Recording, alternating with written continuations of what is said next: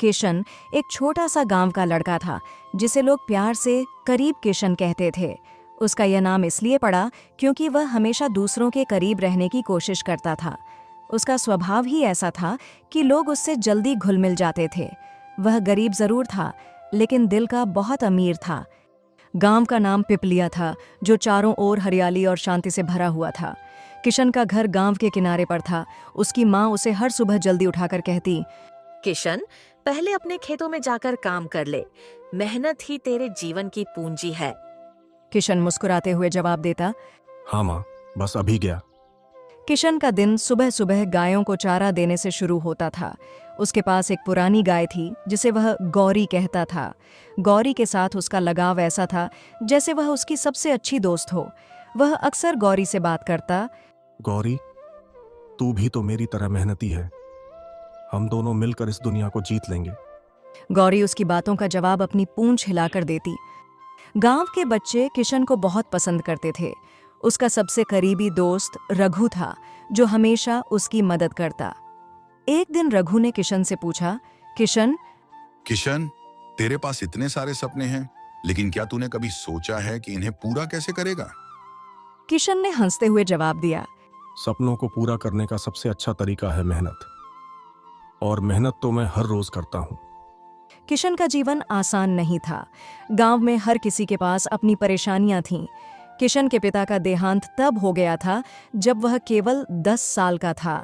इसके बाद उसकी मां ने अकेले परिवार की जिम्मेदारी उठाई।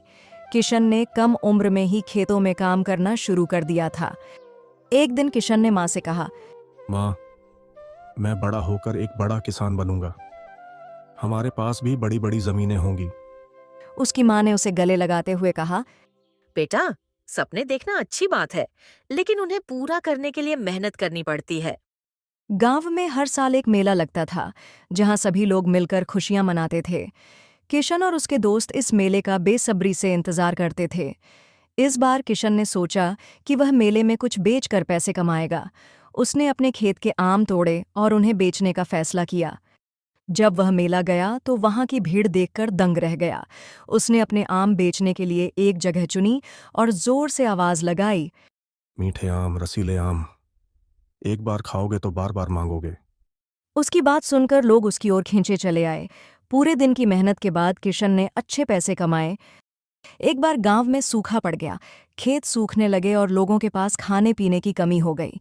किशन ने गांव के सरपंच से कहा, हमें मिलकर कुछ करना चाहिए। अगर हम सब एकजुट होकर काम करेंगे तो इस संकट से बाहर निकल सकते हैं। सरपंच ने उसकी बात मानी और गांव के सभी लोगों को इकट्ठा किया। किशन ने सबको पानी बचाने और नई फसल लगाने के तरीके बताए। उसने खुद दिन रात मेहनत करके एक मिसाल पेश की। धीरे धीरे गांव की स्थिति सुधरने लगी। किशन की मेहनत रंग लाई। उसने अपनी जमीन को इतना उपजाऊ बना दिया कि अब वह न केवल अपनी जरूरतें पूरी कर सकता था, बल्कि दूसरों की मदद भी करता था।